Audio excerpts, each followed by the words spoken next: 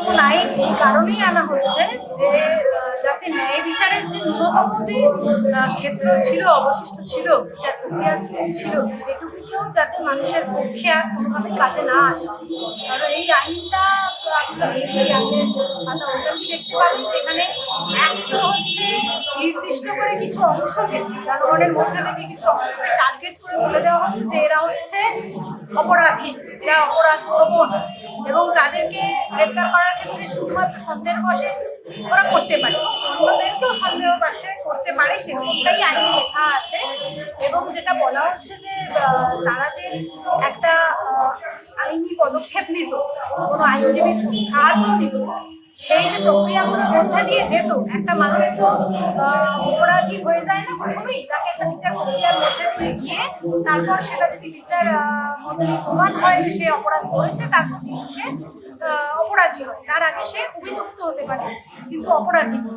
তো ওরা সেই বিষয়টাকেই একদম পুরো নাকচ করে দিয়ে প্রথম থেকেই একটা মানুষকে সন্দেহের বশে বিচার প্রক্রিয়া ব্যক্তি রেখে অপরাধী হিসেবে লাগিয়ে দিচ্ছে। তো শুভেন্দু অধিকারী সেইভাবেই তাদেরকে লাগিয়েছে। মিছিলে অংশগ্রহণকারী ছাত্র এবং সাধারণ মানুষকে শুক্রবারই নাম করে টার্গেট করছে, বোঝাই যাচ্ছে শুক্রবারই বলে উনি একটি নির্দিষ্ট সম্প্রদায়কে টার্গেট করছেন, যেটা উনি সাংবিধানিক একটি পদে বসে কোনোভাবেই করতে পারেন, কিন্তু উনি করছেন।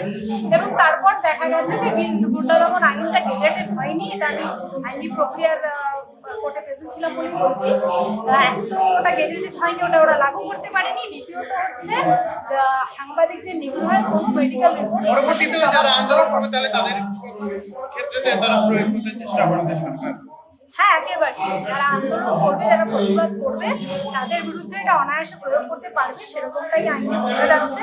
কারণ আইনে এরকমও লেখা আছে যে নির্দিষ্ট দুটি পার্টির কথা মেনশন করে, যেটা করার কথাই না। উনি এখানে বিধানসভায় বলছেন দাঁড়িয়ে যে আমি কোনো রাজনৈতিক কারণে প্রয়োগ হবে না, ওখানে আবার দেখা যাচ্ছে যে বিরোধী রাজনৈতিক দলের কথা মেনশন করেও লেখা আছে যে তাদের গুন্ডাদের আমরা দমন করব, এটা লেখা। তার সাথে সাথে সার্টেন সেকশনস, যারা আমি আগেও বললাম যে যাদেরকে ক্রিমিনালাইজ করা হচ্ছে, তাদের ক্ষেত্রে প্রয়োগ হবে, এটা উনি আইনের মধ্যেই লেখা হচ্ছে। তো অবশ্যই বোঝা যাচ্ছে যে প্রতিবাদীদের বিরুদ্ধে প্রয়োগ করবার জন্য আইন আনা হয়েছে, এবং সেটা দিয়ে আর কি বিচার প্রক্রিয়াটাই আসলে মুখ্যমন্ত্রী নিজেই ঘোষণা করেছিলেন যে পুজো পর্যন্ত হকার উচ্ছেদ বন্ধ থাকবে, কিন্তু শোনা যাচ্ছে যে 26শে আগস্টের মধ্যে নিউ মার্কেটের সমস্ত দোকান তুলে দিতে বলা হচ্ছে। হ্যাঁ, একেবারেই তাই। মুখ্যমন্ত্রী এটা ঘোষণা দেওয়ার পরেও দেখা গেছে একাধিক নিউ মার্কেট বটেই এবং বিভিন্ন জায়গায়, ঢাকুরিয়াতে এখন অবস্থান হচ্ছে কারণ সেখানে নোটিশ জারি হয়েছে, এবং আরো বিভিন্ন জায়গায় আর কি।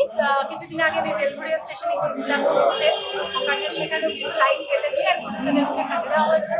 তো এই যে নোটিশ, মানে উনি যে প্রতিশ্রুতিগুলো দিচ্ছেন, সেই প্রতিশ্রুতিগুলো বাস্তব ভিত্তিক